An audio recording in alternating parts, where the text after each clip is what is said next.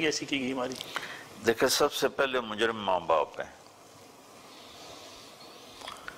ماں کی گود پہلا سکول ہے، باپ کی چھاؤں پہلا انسٹیٹیوٹ ہے۔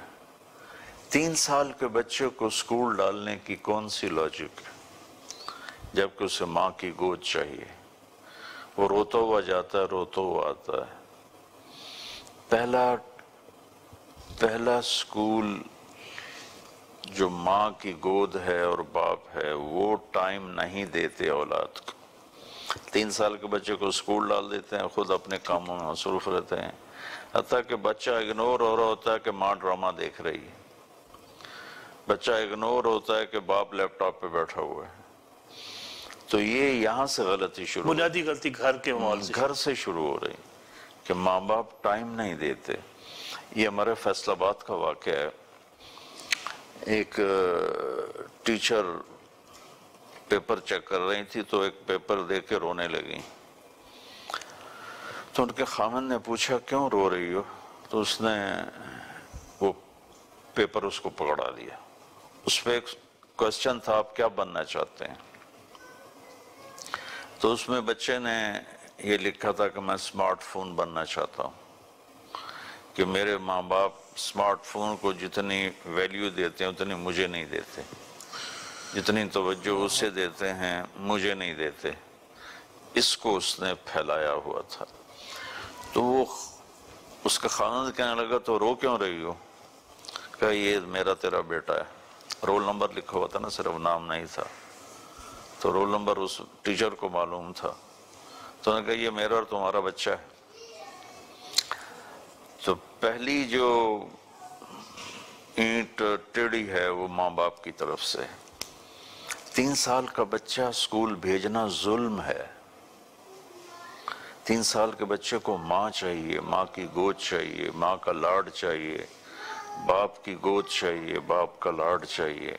7 سال تک میرے نبی نے کہا نماز کی بات بھی نہ کرو، جو فریضہ اسلام ہے، جو امام حسین نے کربلا میں نہ چھوڑی۔ تو 7 سال تک تو نماز پڑھنے کو سے بھی روکا ہے کہ نماز کے بات مت کرو، 7 سال کے بعد اس سے بات کرو، 10 سال میں اس سے پڑھواؤ۔ تو 10 سال تک اس کی ذہنی ٹریننگ والدین کے ذمہ۔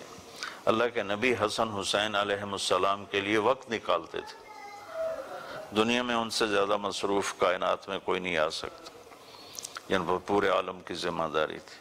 ان کے ساتھ کھیلتے تھے، ان کو نصیحتیں زیادہ زیادہ 6-7 کی ہیں۔ 7 سال امام حسن علیہ السلام کی عمر تھی، 6 سال امام حسین علیہ السلام کی عمر تھی، اس میں میکسیمم 6 یا 7 نصیحتیں ان کو کی۔ کھیلتے تھے، فزیکلی ٹائم دیتے تھے، ان کی کشتی کرواتے تھے۔ تو وہ پھر چیزیں صحبت سے شفٹ ہوتی ہیں۔ لیکن کیا آج کے حالات میں ممکن ہے جب ہر بچہ پڑھنے جائے گا، اگر میں اپنے بچے کو گھر بٹھا لوں، آپ اپنے بچے کو گھر بٹھا ممکن ہے یا نہیں ہے، جو صحیح بات ہے وہ میں بتا رہا ہوں۔ ٹھیک۔ میں تعلیمی میدان کا آدمی ہوں، میرا تعلیمی میدان دین بن گیا، لیکن شروع سے ماں باپ نے اسکول میں ڈالا، تو میں تجربے سے بات بتا رہا ہوں کہ 3 سال کے بچے کو اسکول بھیجنا ظلم ہے۔ میری بات سے کوئی ایگری کرے، کوئی ڈیفر کرے، اس کو حق حاصل ہے، لیکن مجھے بھی حق حاصل ہے کہ میں اپنی 50 سالہ سفر کا کوئی نچوڑ بتا سکوں کہ یہ ماؤں کا ظلم ہے۔ پوچھ لیں ہر گھر سے، بچے روتے ہوئے جاتے ہیں، روتے ہوئے آتے ہیں۔ تو ماں باپ کے بعد پھر سکول ہے جو صرف کاروبار ہے،